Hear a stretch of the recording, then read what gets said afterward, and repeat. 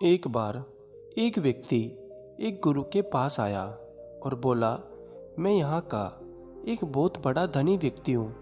मेरा यहाँ बहुत सम्मान है। सब यहाँ मेरी बहुत इज्जत करते हैं। मैं जहाँ भी जाता हूँ लोग वहाँ खड़े हो जाते हैं और मैं चाहता हूँ कि लोग ऐसे ही मेरा सम्मान करें, कोई भी मेरा अपमान ना करे। लेकिन अगर किसी ने मेरा अपमान कर दिया तो मुझे क्या करना चाहिए? गुरु ने कहा, कल से मैं यहाँ प्रवचन दे रहा हूँ। तुम्हें वो प्रवचन हर रोज़ सुनने होंगे। पूरे 10 दिन मैं यहाँ प्रवचन दूंगा। अगर तुमने 10 के 10 प्रवचन सुन लिए तो कोई भी तुम्हारा अपमान नहीं कर पाएगा।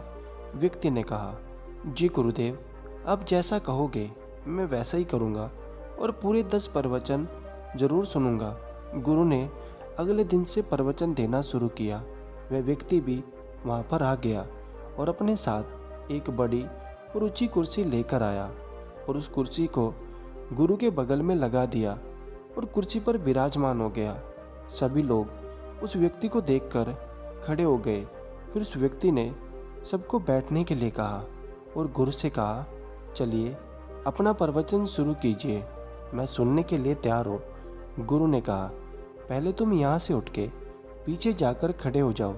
जब तक मैं ना कहूँ तुम बैठना नहीं। यह सुन व्यक्ति को बहुत अजीब लगा, लेकिन फिर भी वह पीछे जाकर खड़ा हो गया। गुरु ने प्रवचन देना शुरू किया। बहुत देर हो गई, लेकिन गुरु ने उसे बैठने के लिए कहा ही नहीं।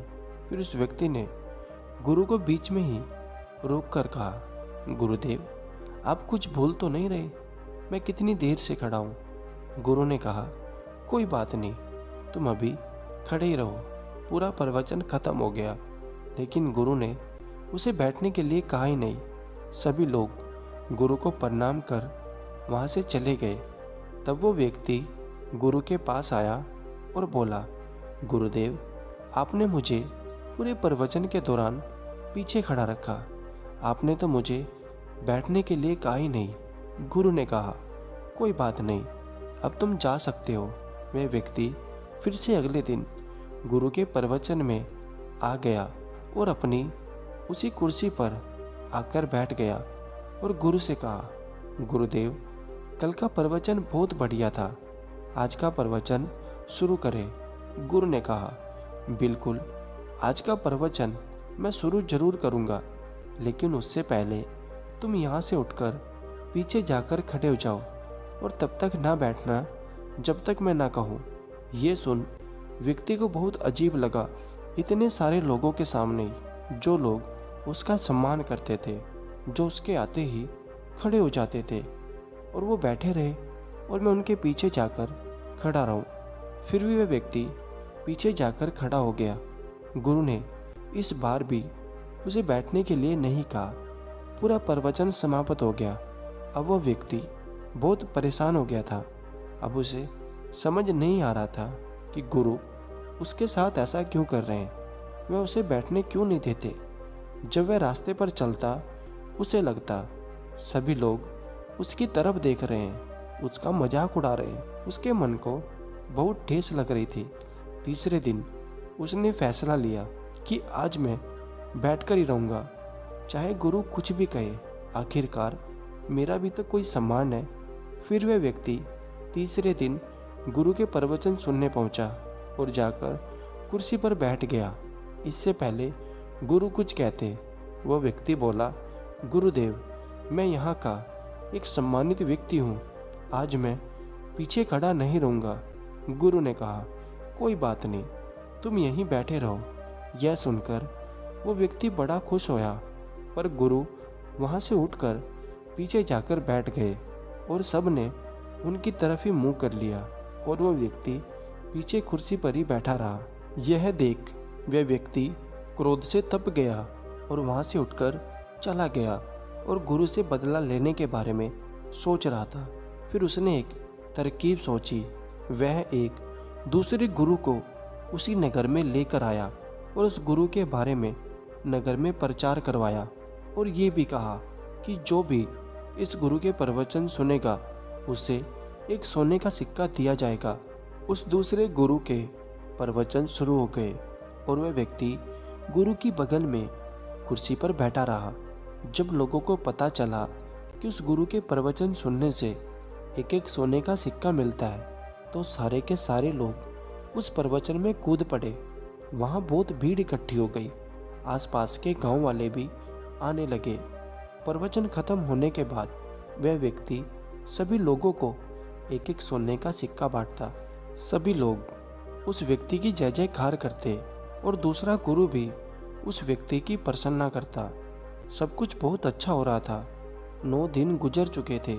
उस व्यक्ति ने सोचा, पहले वाले गुरु का भी हाल देख लेता हूँ जिसने मेरा अपमान किया था।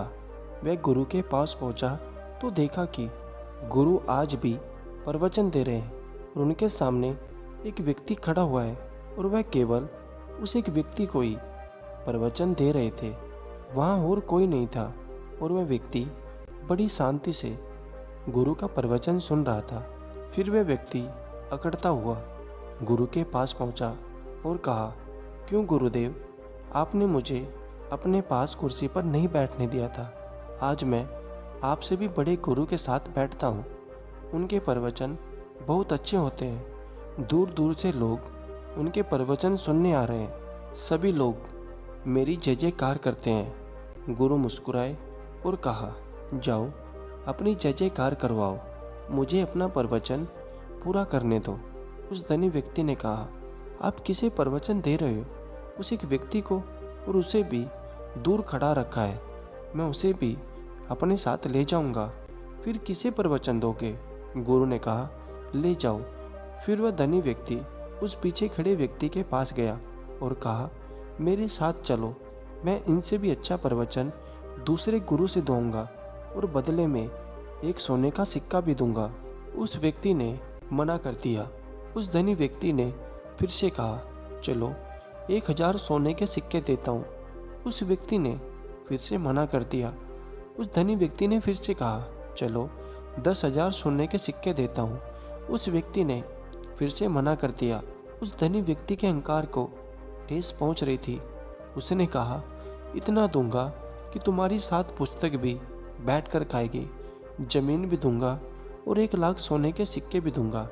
लेकिन उस दूर खड़े व्यक्ति ने फिर से मना कर दिया और कहा, अगर तुम यहाँ से चले जाओगे, जितना कहोगे उतना धन दूंगा, जितनी कहोगे उतनी जमीन दूंगा, राज्य मांगोगे वो भी दे दूंगा।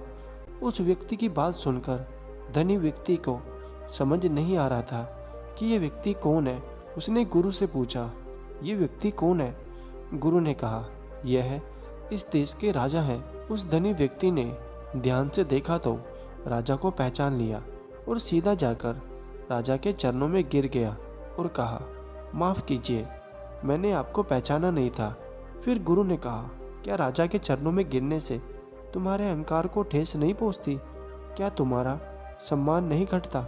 उस व्यक्ति ने कुछ नहीं कहा। फिर गुरु ने कहा, सुनो, जब तुम यहाँ आए थे उसी दिन ये राजा भी मेरे पास आए थे। इनका सवाल भी वही था और उनसे विद्या लेने को कहा। इनसे भी गुरु मान गए यही कहा था और उन्हें अपने साथ ही रख लिया। और ये फिर तीनों ने उनसे सोने के पहाड़ के बारे में खड़ा किया था।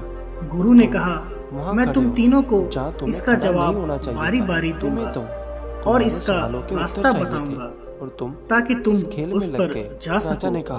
फिर गुरु ने पहले शिष्य को बुलाया और रास्ते की तरफ इशारा किया और कहा कि यहाँ से तुम सीधा चले जाना और कहीं मत मुड़ना। ये रास्ता तुम्हें सीधे उस पहाड़ तक ले जाएगा और कहीं भी अपनी यात्रा रोकना मत। वह शिष्य अपने गुरु का आशीर्वाद ले यात्रा के लिए निकल गया। रास्ते में उसे काफी कठिनाई हुई।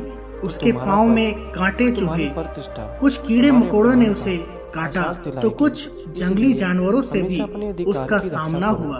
वह जैसे तैसे जंगल पार करके जा रहा था। रास्ते में उसे भूख लगी। उसने जंगल में कुछ खाने का इंतजाम किया। खाना खाकर आगे बढ़ा। उसके बाद वह एक मरुस्थल में पहुंच गया। वह काफी बड़ा था। उसके पास खाने के लिए थोड़ा खाना बचा हुआ था। लेकिन उसके पास पानी नहीं था। मांगने लगा।